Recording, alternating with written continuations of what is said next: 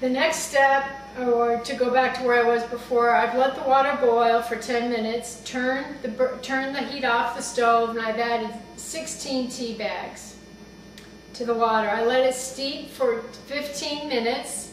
I put the timer on. When the 15 minutes is up, I've taken the tea bags out of the water, and now I'm going to add the sugar, all right, because we want the sugar to melt with the warm water.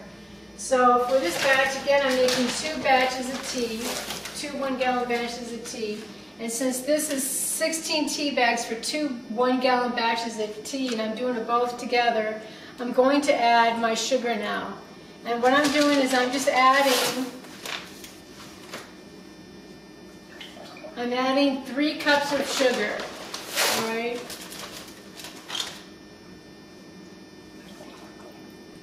Now the 3 cups of sugar comes to a little bit more than 1 1/3 cups of sugar per batch, and a little under 1 2/3. So I'm just rounding. Again, you don't have to be exact. So what I've done here is 2 quarts of water, 16 tea bags, and 3 cups of sugar. And that's going to make 2 1-gallon batches of kombucha tea. So what I'm going to do now is just stir this a little bit and let the warm water melt the sugar.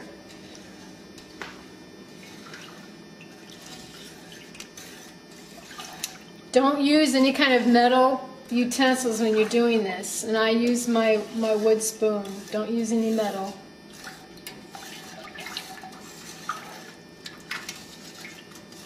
And I'm going to let that set for a few minutes to let the warm water melt the sugar. So when this gets done, you're going to have a really sweet batch of sweet tea. It's strong tea.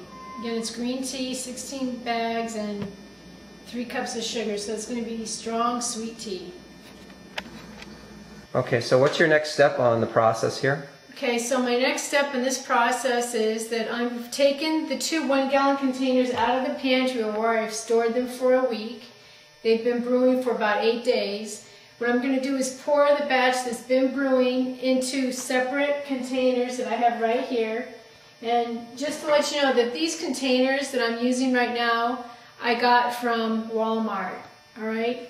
This 1-gallon container here I got at Walmart for less than $7, all right? Now these are perfect containers for brewing the kombucha tea. I know other people that use the large pickle jars that you can get from Costco, but for me, since I don't like pickles and I don't have the jars, these are what work best for me. So these are 1-gallon containers that I got at Walmart for less than $7, and these are, I'm not sure how many.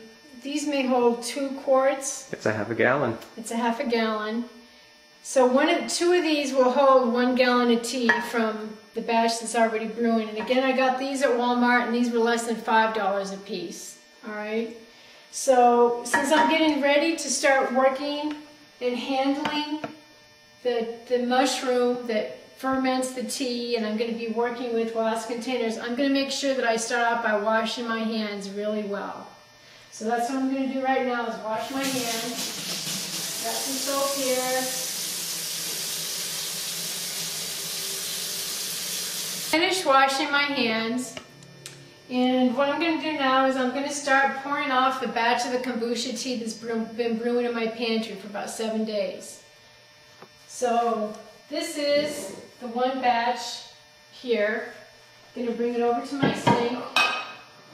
And you can see over the top here that I've got a cotton bandana. Now this is another thing that I got at Walmart. It was a big square. I washed it and dried it. It's 100% cotton, and I cut it into 4 pieces. And my very friendly neighbor who sewed the edges for me so that they wouldn't unravel. But this, you need a cloth on the top of your kombucha tea because this tea has to breathe. Now I've used a cotton cloth. You can also use an old t-shirt, which is what I used before I had this cloth.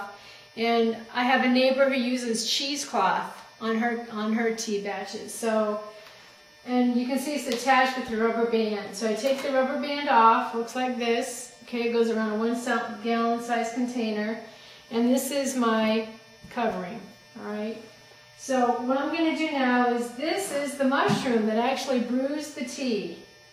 And I've washed my hands really well. And this is the mushroom that the tea's been fermenting in. Okay, I'd like to get a close-up of that so they can see what it looks like.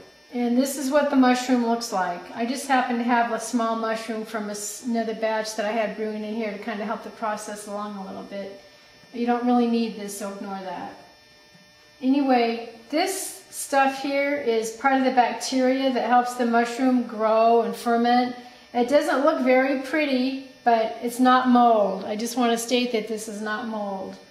All right. So I do not... Do you get rid of that? I just brush it off with my finger. All right. I do not rinse these off under the sink, in the water in the sink, only because, again, it has chlorine in the water, and I'm trying to keep this as clean as possible. So you can see that I just brush that off with my hand, and this is what the SCOBY looks like. And the SCOBY is spelled C-O-S-C-O-B-Y, and it stands for a symbiotic culture of bacteria and yeast. That's what the SCOBY stands for. So I have a porcelain or ceramic dish sitting here on my countertop, and I'm going to lay the kombucha tea, well, the SCOBY on top of that to let it sit while I'm pouring off my tea. All right. Now I have a plastic 1 gallon size container, and I need to pour off the batch that's in here into a container to start my new batch. Okay, so we're going to take a break while I show you that.